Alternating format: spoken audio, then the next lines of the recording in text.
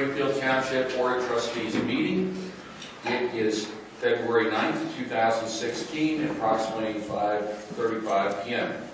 Mr. Burning, may we please have the roll call? Yes, Mr. Burning? Present. Ms. McFarland? Present. Mr. Honeywell? Present. All trustees are present. And Gwen, if I could turn it over to you. Next, we're going to have our Pledge of Allegiance, and we are fortunate to have two Boy Scouts in the audience who are going to lead us in the pledge. So I would like Justin and Amari to step up, come to the front, please, and lead us in the Pledge of Allegiance. Justin is working on his communication badge. Amari is our Eagle Scout. And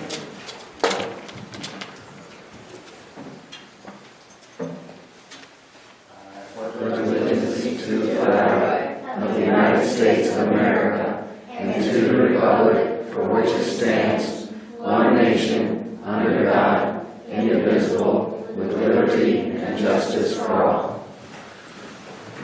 thank you.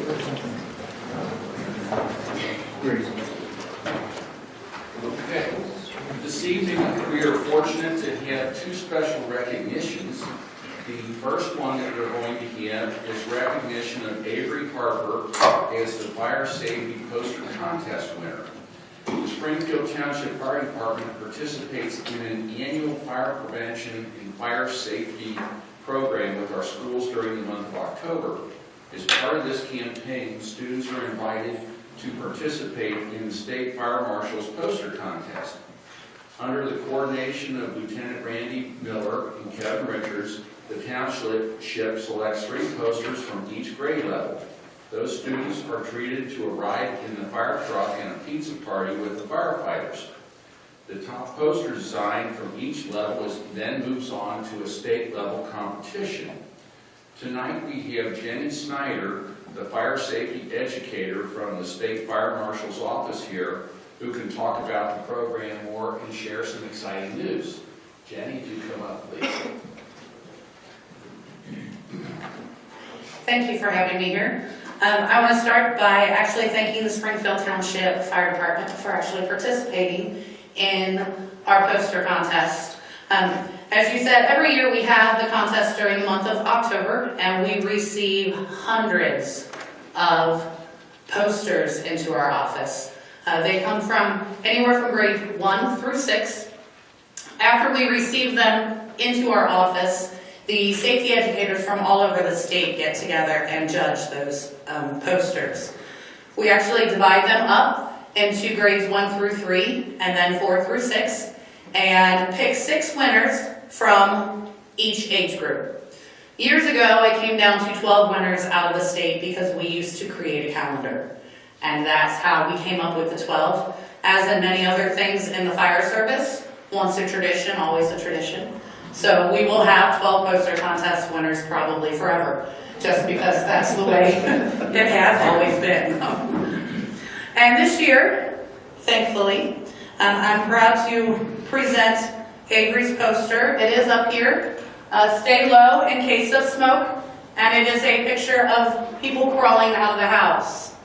And we particularly liked this poster because it says in case of smoke. It doesn't just say in case of fire. And oftentimes we find that the smoke is actually the most dangerous part in a fire. So recognizing that there is smoke and that you must get down and crawl out is extremely important.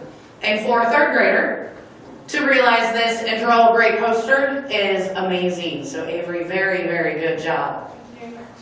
I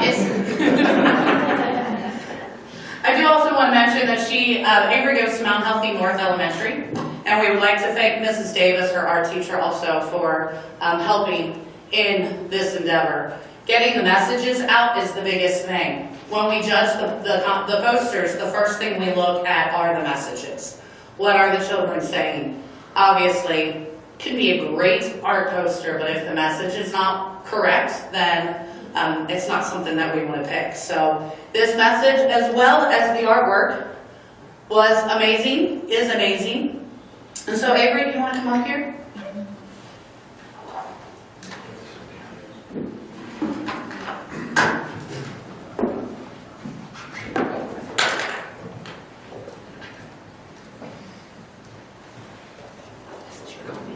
take home. You're welcome. We have Kevin and Randy come forward as well. Take a picture up here. I want you guys to go. Okay.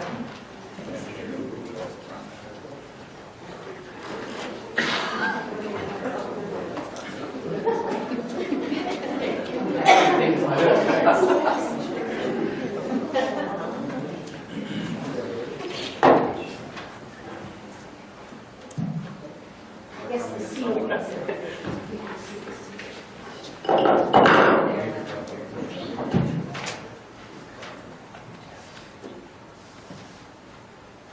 Okay, Avery, we have a special plaque here for you this evening. Fire Prevention Advocate Award, Springfield Township recognizes Avery Harper, presented this 9th day of February in the year 2016. The Fire Prevention Advocate Award recognizes citizens who have demonstrated dedication to the community through their work communicating the importance of fire safety. You have demonstrated excellence in the fire safety poster contest. Very good. Thank you very much.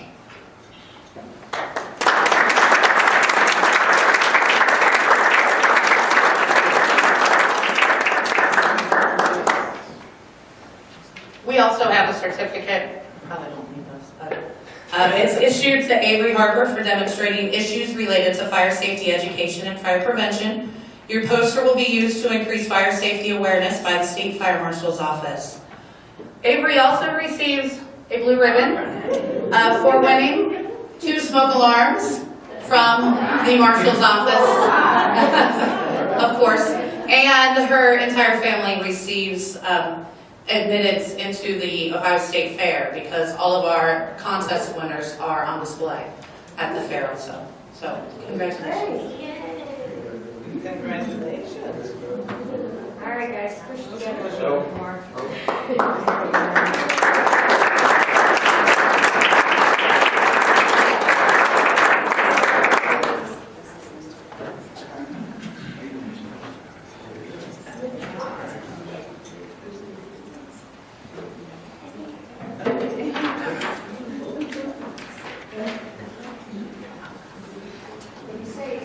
Thank you.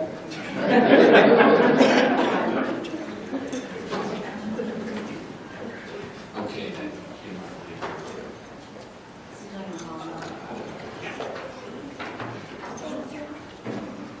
And next, for our recognition, we have Amari Farrell, who is our Eagle Scout. Amari, if you could come up here, please. Amari is a 14-year-old freshman at Finneytown High School. He has earned the rank of Eagle Scout as of January the 18th, 2016, after completing a board review. Amari began his trail to Eagle Scout in March of 2012 and has earned 35 merit badges, surpassing the required 21 badges needed to become an Eagle Scout. He is the 24th Eagle Scout and youngest to date in Troop 772, and has a long, impeccable history as that group has the largest impeccable history as the largest African-American troop here in Cincinnati. As Amari's Eagle Scout project, he collected nearly $1,600 in donations of toys, books, and games and electronics that were donated to Children's Hospital Gifting Kind organization, much of which will go to the endocrinology department, which helps kids with type 1 diabetes, a cause that is near and dear to his heart and something he is very familiar with. In addition to the distinct honor of Eagle Scout, Amari also will earn Palms, which is the first of his entire unit. Palms are an additional honor that can only be earned once a Scout becomes an Eagle. There are 3 Palms, bronze, silver, and gold. Because of his diligence and hard work, he will earn both a bronze and a silver in April 2016. Once he earns 1 additional merit badge, he will earn a gold palm, all of which will be completed by the time he is 15. Amari will continue to be a leader in his troop and inspire other Scouts with his story of perseverance. He plans to attend college, and he hopes to major in mechanical engineering. In the short term, he hopes to play baseball for Finneytown High and secure a job in his community. Tonight, the board recognizes and congratulates Amari.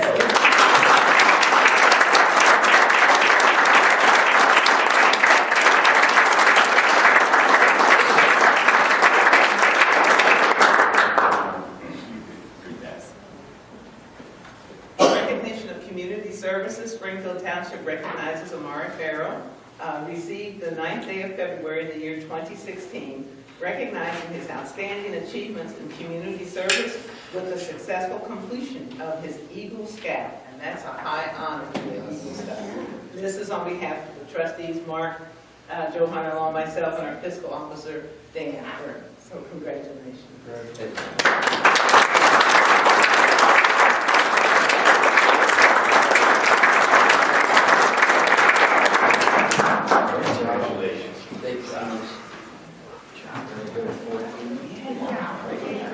I know, most of the time, I've seen it.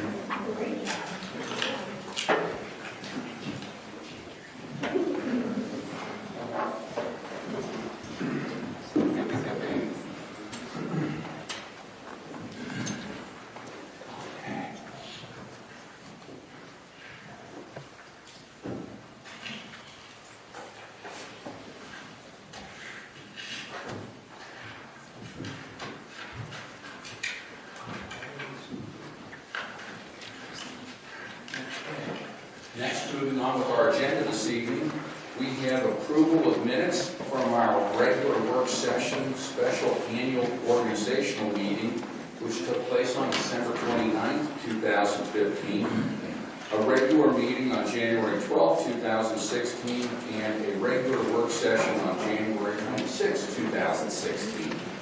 Are there any revisions or discussions? I have none. Motion to approve? So moved. Seconded? All those in favor? Aye. Motion carries. Next on our agenda this evening, Mr. Burning, do you have a fiscal report for us? Yes, we have closed out the year, so I do have one for the month ending 1/31/2016. The township expenditures were $1,132,940.62, and receipts were $440,667.31. The ending cash balance of $17,771,851 includes obligations for expenditures, payroll, regular operating costs, ongoing capital improvement projects, and investments. What I need is a motion to approve the receipts, warrants, payroll expenditures, updated current revenues, and reports for the period ending 1/31/2016. Do I have that motion? So moved. Second. All those in favor? Aye. And I just want everyone in the audience and on TV to know that financial reports are available at the administrative offices weekdays during regular business hours or on our website anytime. That's all I have. Thank you, Mr. Burning. Next, moving on to departmental action and discussion items, Mr. Hennenkamp, do you have a report for us? I do, Mr. Hunterlaw. Two action items. First two action items both involving liquor permit request. The first is a transfer from the Compton Capital LLC doing business as Compton BP at 1195 Compton Road. This is a transfer from DC Novelty Inc. doing business as Compton Marathon, same address, 1195 Compton Road. And Chief, I don't believe there was any objection to this particular transfer. No objection on this one. At that point, Mr. Hunterlaw, just look for a motion from the board authorizing us to forward the letter and form stating there is no objection. Do we have a motion? So moved. Second. All those in favor? Aye. Motion carries. The second liquor permit request is actually a new liquor permit, I guess you want to call it that. It's actually a new permit for the Section Road Sports Bar and Grill LLC at 1400 Section Road. This one, I do believe, we do have objection to its issuance. I'm going to turn things over to Sabrins, let us kind of go through a little bit more detail, and also Chief Browder, if there's anything he wants to add. Mike, this liquor permit application is the subject of Resolution 11 and Resolution 10. We are filing an objection to the issuance of this permit. This is the location of the prior Ladies and Gentlemen's Club, and a couple different names, a couple different was a problematic bar, the board is well aware. Lots of issues there, some shootings, a lot of violations, drug violations, disorderly conduct, weapons violations. We were tracking this business, the business that was at this location previously, and had intended to file an objection for the renewal, but they ended up losing the license on another issue. So we believe it's the same individuals. We believe we'll be able to show that, but even if we could not show that, this is not really an appropriate location for a bar. It's in a residential neighborhood. It's in a house. There's no parking right next to it. The parking's across. This is just really not where a bar should be. If it wasn't a tavern, sort of a neighborhood-style tavern at one point, it's not going to be that. It's Under this condition. tavern. Yes. And yeah, there were no problems really when it was lefties.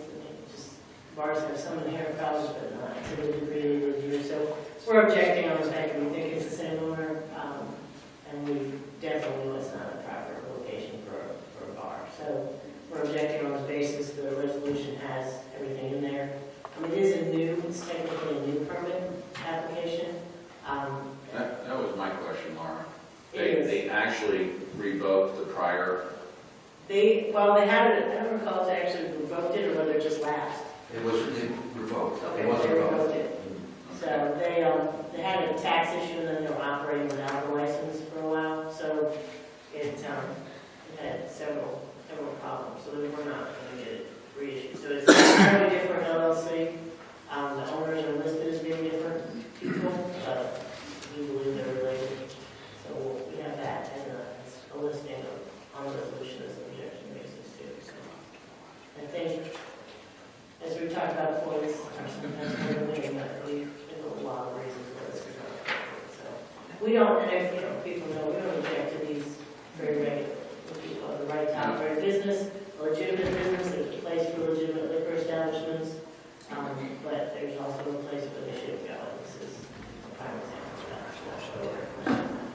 I think it's important too that the community is very concerned about this as well. The community has continued to raise concerns because of the proximity of the bar and the history that the bar's had recently. So it's not just, us making that decision, it's the community. Well, their house is located within 20, 30 feet of this Exactly. bar. Right. It is in a house. I mean, it's not that it's in a commercial establishment designed to be in the neighborhood. It's a house converted to a bar. So I think somebody that still lives there. So what we do at this point is, technically, we probably would not have the formality of a resolution, but we've done that in the past. You're required to when it's a renewal, so objection to renewal, so we would just keep the same formality just for the record. We had asked that the hearing be conducted in county seat, so we don't get the witnesses in. And do the judge can challenge. Sometimes the liquor board tries to do these things through, over the internet, through video. My experience has been they don't. The equipment doesn't often work. I would hope we get a live hearing. We have that in the past, we've asked for a lot of hearings. We've granted that. Typically, if you have a large number of witnesses, they will let you have a live hearing. So, many people will move in.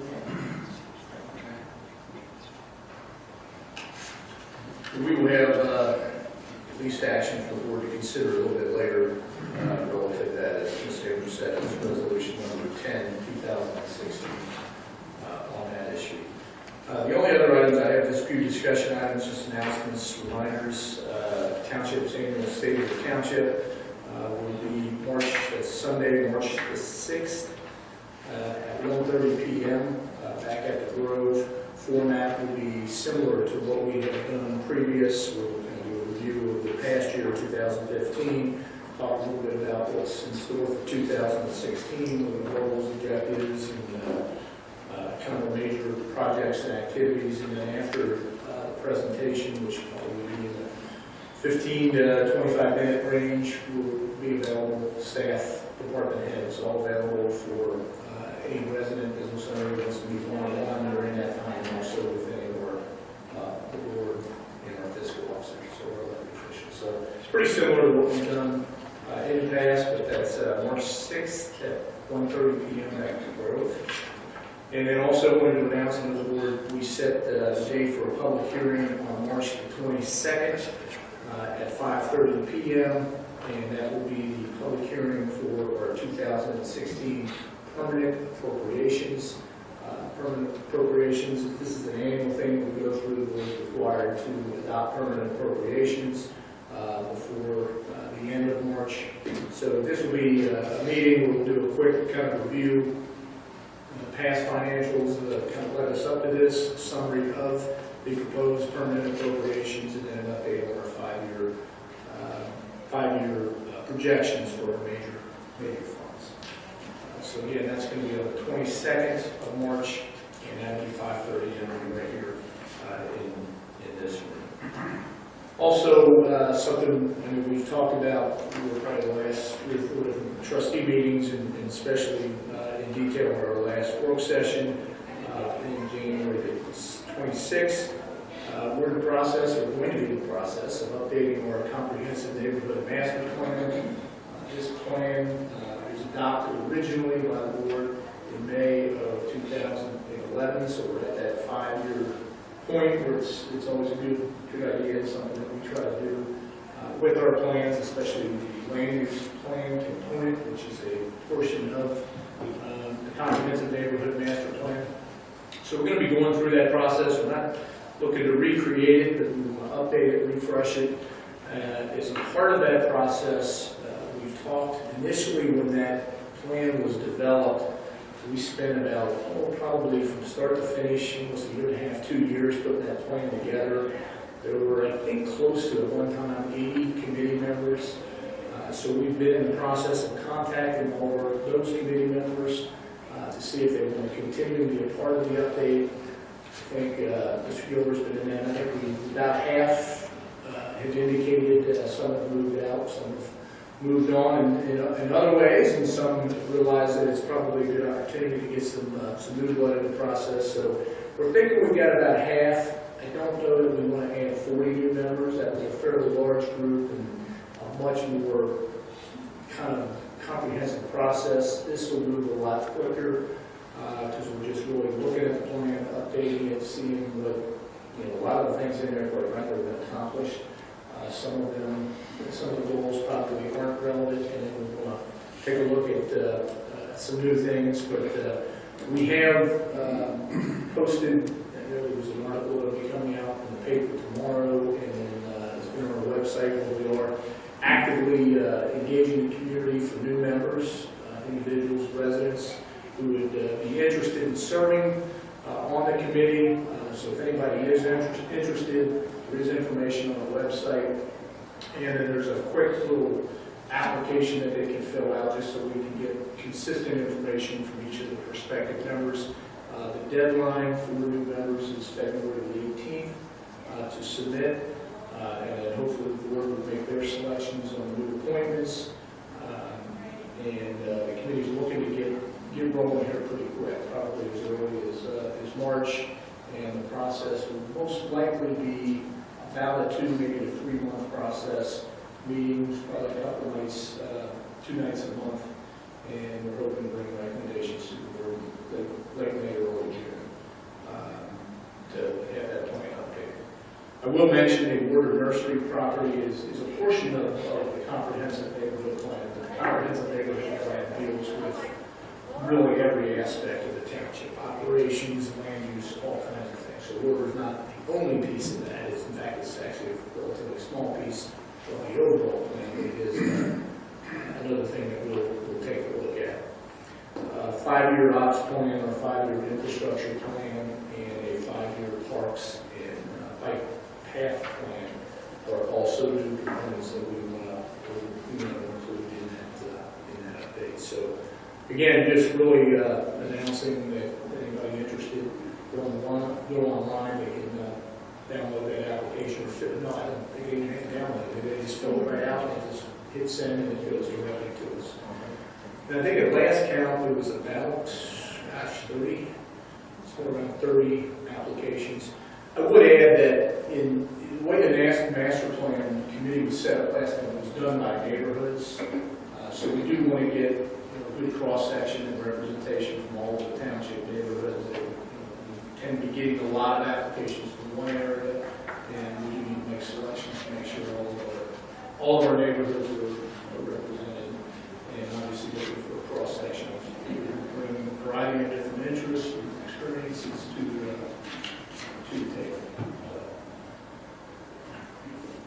The only other thing I really have is the personnel update, and fairly limited activity there. Did accept the resignation of Jason Brandt. Jason's a part-time paramedic firefighter, resignation date effective January the 28th, and did hire a new bartender for back at the road banquet facility, and that is Misaki Gamora Bowles is the bartender effective date of January the 26th of 2016. And Kim, I asked you if you would bring us up to date with what's going on with community events and programs. Thank you. I just wanted to make everybody aware that the new 2016 programming calendar activity guidebook was mailed out to all Springfield Township residents, so they should be informed of everything that's going on for the full year. Upcoming in February, the fire department is hosting a weather spotter safety training class on February the 24th. We have a free event back at the Grove called the Macy's Art Sampler. It's pretty much all day on February the 27th. On March 6th, again, we've got the State of the Township Community Address. On March the 19th, we have our Community Mom Prom. And the 22nd, our Public Permanent Appropriations Hearing. And March 31st, the Fire and Police Department are working on a CERT training class. It's Community Emergency Response Training. People can register to sign up for that and take that program.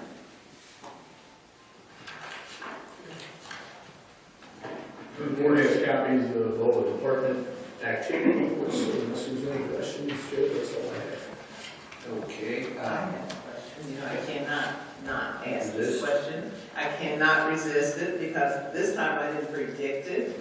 But Mike, can you kind of give us an update on the snow and ice removal? And I understand that we're using products now that are environmentally friendly, as well as we have a grant, or received a grant, you know, to kind of help us with the snow removal and the product.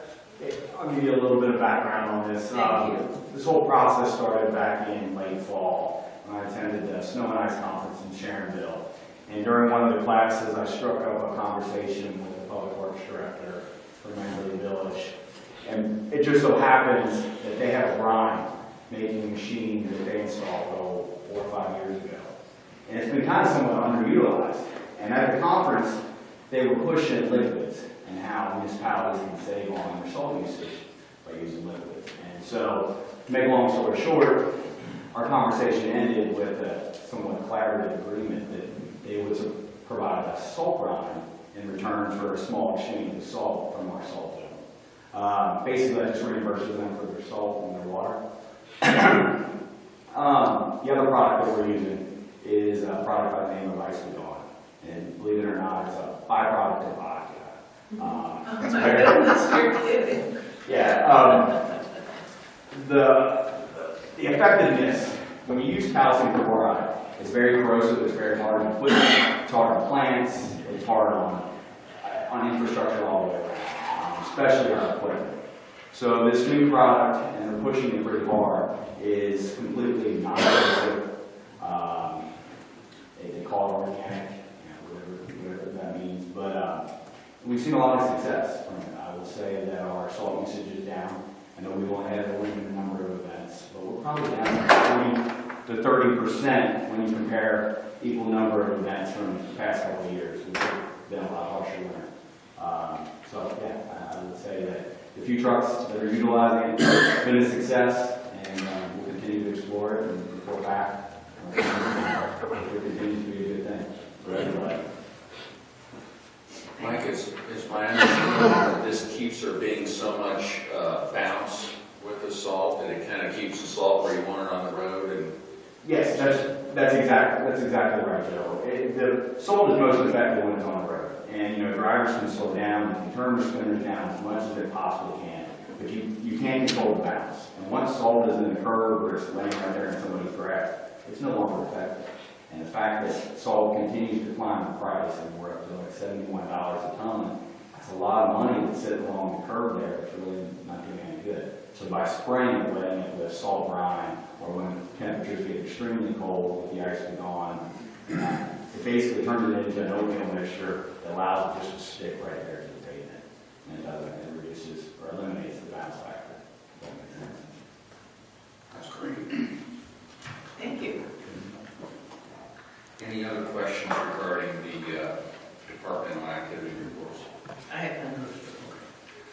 Next, then, before the board, we have some resolutions. The first one is Resolution 10, 2016, objecting to the issuance of a liquor permit to Section Road Sports Bar and Grill, LLC, and authorizing the Township Law Director to take actions necessary to pursue an objection pursuant to Ohio Revised Code, Section 4303.26. Do we have a motion? So moved. Seconded. Mr. Burnett? Aye. Ms. McFarland? Aye. Mr. Harnwell? Aye. Resolution carries. Next, we have Resolution number 11, 2016, declaring nuisances pursuant to Ohio Revised Code Section 505.87 at various listed properties within Springfield Township and authorizing statutory actions necessary to abate the nuisances. Do we have a motion? So moved. Seconded. Mr. Burnett? Aye. Ms. McFarland? Aye. Mr. Harnwell? Aye. Resolution carries. Next is Resolution number 12, 2016, authorizing the sale by internet auction of vehicles forfeited to Springfield Township pursuant to Section 4503.233E1 of the Ohio Revised Code, which are no longer needed for public use, are obsolete or unfit for use in the police department. Do we have a motion? So moved. Seconded. Mr. Burnett? Aye. Ms. McFarland? Aye. Mr. Harnwell? Aye. Resolution carries. Next is Resolution number 13, 2016, authorizing the private sale of junk motor vehicles which were titled to the township pursuant to Revised Code Section 4513.61 and Revised Code Section 4513.62, and which are not needed or unfit for use in any township department. Do we have a motion? So moved. Seconded. Mr. Burnett? Aye. Ms. McFarland? Aye. Mr. Harnwell? Aye. Resolution carries. Next, we have Resolution number 14, 2016, authorizing the trade-in of unneeded, obsolete, or unfit for use motor vehicles, road machinery, equipment, or tools in the service department. Do we have a motion? So moved. Seconded. Mr. Burnett? Aye. Ms. McFarland? Aye. Mr. Harnwell? Aye. Resolution carries. Next, we have Resolution number 15, 2016, authorizing the trade-in of unneeded, obsolete, or unfit for use motor vehicles, road machinery, equipment, or tools in the service department. Do we have a motion? So moved. Seconded. Mr. Burnett? Aye. Ms. McFarland? Aye. Mr. Harnwell? Aye. Resolution carries. Finally, we have Resolution number 16, 2016, authorizing the trade-in of unneeded, obsolete, or unfit for use motor vehicles, road machinery, equipment, or tools in the service department. Do we have a motion? So moved. Seconded. Mr. Burnett? Aye. Ms. McFarland? Aye. Mr. Harnwell? Aye. Resolution carries. Mr. Harnwell, I would just note, you were stuttering there, you were doing the same resolution 3 times. That was actually the same title, but with different equipment and different vendors. I was always going to bring that up. Yes. Why there were 3 different? Yes. And we passed a separate resolution for each vendor, basically. Okay. Okay, next on our agenda is old business. Do we have any old business before the board? I have none. I have none. Under new business, do we have any new business this evening? I have none at the present. I have none. I just have a couple of brief things. Of course, I lost the page. While I'm looking for that, I am a member of the Hamilton County Stormwater Oversight Board, and we had a meeting here a week ago, and the Hamilton County Stormwater District Capital Improvement Project Program, we approved certain proposed awards for this coming year, and Springfield Township is going to be the recipient of 2 of these awards. This is a program through the Stormwater Oversight Board where some of our dollars that are spent on stormwater assessments are sent back to the communities to help pay for stormwater projects where there's problems with flooding, erosion. And so Springfield Township is going to receive $30,000, which was our funding request for a project on Sabino. And we are also going to receive $58,000 for a water project on Wellesley over in View Place. And I know there's been some severe erosion over there, hasn't there, Mike, on that particular one? That's correct. In most situations, the infrastructure is failing, and without these grant dollars, we wouldn't be able to complete these repairs. So it's allowing us to leverage and make sure that this infrastructure is repaired prior to something significant, prior to it getting any worse. And I just want to say thank you for the work you've done in going out and being proactive and getting these, getting the grant applications in on time and getting them submitted in such a way that we were able to be successful in getting this. And we've been successful in the past with problems on McKelvey Road, and we've gotten grants, and I can't remember the amounts for the flooding problems that we've had up on McKelvey Road. And I did want to, Mike, it's under your service department report. There is going to be a public meeting here for township residents on Tuesday, February the 23rd at 6:30 here in the Allen Paul Room regarding that project, so that residents on McKelvey Road that want to come in, and we're actually to the point where we're getting ready to, the engineering's been done, we're ready to commence the work, they can come in and see exactly what the specifics of the construction will be and have their questions answered. That's correct, Joe. We'll have the plans up on boards, that way property owners can come in and see how their property is going to be affected. All the work, for the most part, is all going to occur in the right way, minimal impact. But it'll provide a pretty good illustration for people to know in advance prior to shovels going in the ground what's going on. It will also tell them what it will do and what it won't. That is exactly correct. It is a roadway drainage problem. It's not going to solve any private drainage problems. It's for the roadway. Right, okay. Okay, very good. Mike, thanks for your work. About 321,000. That's correct. I know it's in 6 years. Yeah, we received in excess of $200,000 in grant funding from the Hamilton County Stormwater District to complete that project. Yes, but the total, the engineer's estimate is about $321,000. And while we're on the issue of grants, I also sit on the Hamilton County Land Bank, and I've been talking to Chris Gilbert, and in the past, the Hamilton County Land Bank has been, which is managed by the Port Authority, has been successful in getting large grants from the state, which have gone to alleviate blight.